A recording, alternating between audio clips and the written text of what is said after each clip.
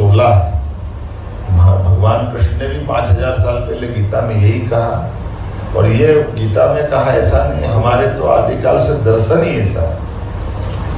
हम कभी गीता का अध्याय सुनते हैं, भगवान कृष्ण ने जो अर्जुन को पहला रूप दिखाया, उस रूप की कल्पना करो, तो वो रूप उनका जो बताया गया अर्जुन के सामने, उस रूप में लाखों हजारों मुख है, हजारों लाखों मुख से ये चराचर जगत की सारी क्रियाएं देख रहे हैं, तो मूल रूप ही नहीं दिख रहा। अर्जुन की आंखें चौंधिया जाए, वो समझ नहीं पाता कि ये आपको मैंने विराट रूप दिखाने का बताया, बोला था कि आपने कहा मैं सूर्य से, चंद्र से, पृथ्वी से, इन सब से भी पहले रहा हूं, तो कहाँ रहे हो?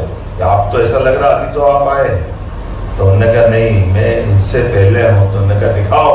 तो विराट रूप दिखाना जब उन्होंने चालू किया, और वो जो दिव्य भव्य रूप देखा, वो भयावह लगा।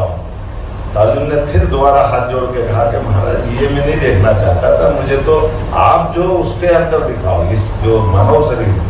तो दूसरी बार फिर उन्होंने अपना जो रूप दिखाया, तो ये अर्जुन के लिए और हम सब के लिए भी बड़ा अद्वितीय क्षण है कि वो जब भगवान कृष्ण ने केवल अर्जुन के लिए, लेकिन असली में हमारे लिए काम की बात वही है जो हमने पहली बार दिखी। कोई अभी हम मेडिकल साइंस की दृष्टि से में अच्छी कहानी सुनी, एक छोटी सी कहानी सुनाकर मैं बड़ी बात समाप्त करूंगा। ऐसे ही किसी ने अपने ऐसे कष्टों से घबरा करके ईश्वर से कामना की, है ईश्वर मेरे कष्ट मिटा, मेरे को आपके इस शरण में आना है। ईश्वर ने भी कभी कभी भोलेपन से लक्ष्मी माता के पास बैठे भगवान विष्णु, उन्होंने कहा इतना प्रेम से बोल रहा है, कभी आप इसको भी तो पसंद कर दो, इतना अच्छा भगत आपका है। भगवान विष्णु ने कहा ठीक है, मैं तुम्हारे पास आ जाता हूँ। उसको एहसास कराया कि मैं तुम्हारे साथ चल रहा हूँ। तो फिर वो जरा जिस भगत की बात थी, जब सांसारिक जीवन में होते तो दिमाग तेज चलने लग जाता है। तो भक्त का दिमाग तेज चल गया कि भक्त को भगवान ने एहसास कराया कि मैं तुम्हारे साथ चल रहा हूँ। उन्होंने कहा भगवान मैं कैसे मान लूँ मेरे साथ चल रहा हूँ, कुछ एहसास तो कराओ। भगवान ने कहा मैं दिव्य दृष्टि से वाला हूँ और मेरा शरीर दिव्य, तेरी आंखें देखने लायक नहीं है, तो देख नहीं सकता है। उन्होंने कहा नहीं मेरे को तो दिखाओ तो मानो, नहीं तो नहीं मानो। उन्होंने कहा मैं दिखाऊँ कैसे तेरे को, लेकिन चलो एक काम करता हूँ।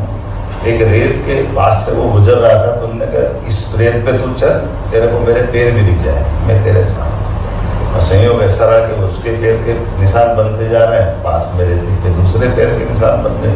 उन्होंने कहा देखिए अब दिख गया तेरे को, मैं तेरे साथ चल रहा हूँ।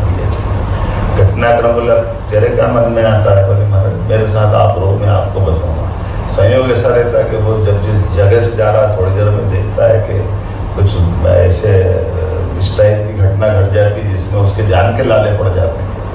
अब जान के लाले पड़ गए तो जब वो जानता आगे निकल के वो पूरा माँ झंझटबाजी से निपट जाती, थोड़ा और आगे पढ़ के देखता तो फिर उसको ध्यान में आता है वो भगवान का आ गया, अपने को झंझट में छोड़ का अभी तो साथ चल रहे, मैं ही उलझ गए हैं। ये क्या पीछे देखा तो फिर वो दो ही पैर दिख रहे। भगवान से उन्होंने कहा भगवान आप बड़े शैतान हो, आपने मेरे को जब मौका पड़ा तो नमस्ते कर लिया। तो बोले ये तो गलत बात है, आप हमें तो मान के चल रहे थे मेरे को सब झंझट से मिटाओगे निकालोगे, आपने मेरे को एक संकट में डाल दिया। भगवान ने कहा बेटा मैं ये संकट में आया हूँ तेरे कारण से नहीं, अपनी श्रीमती के कारण से। माता लक्ष्मी ने मेरे को उलझाया। ये जो मनुष्य होते हैं ना, ये बड़े ऊंचे लोग होते हैं। पहले तो मेरे से निशान पूछे, मेरी परीक्षा सारी ले ली, और उसके बाद मेरे बच्चे तुमने मेरे से जो बात कही है मैं तेरे को इसका उत्तर जरूर दे दूंगा। बोले क्या उत्तर दे दो? मैं तो अभी झंझट में उलझ गया, बड़ी मुश्किल से निकल के आया। उन्होंने कहा बेटा तुम ही उलझा था, जब तेरी मौत का नंबर आया था तेरे को मैंने गोदी में उठा लिया था, तो तेरे पैर नहीं मेरे पैर बचे हैं, उसके अलावा कोई पैर नहीं। मेरी अपनी ओर से आपके सहायता पुनः अभिनंदन, बहुत धन्यवाद। धन्यवाद। बहुत सुंदर कहानी के माध्यम से परमात्मा में निष्ठा हो। गीता में वर्णित है निश्चय बुद्धि विजयंती, जिनको परमात्मा में निश्चय उनकी विजय निश्चित होती है। कार्यक्रम के अंत में भाई क्या कर रहे हैं? कहूँगा ऑफ कर देने के नहीं बंद करो। आभार व्यक्त करेंगे सभी मेहमानों का और कार्यक्रम पूरा होगा।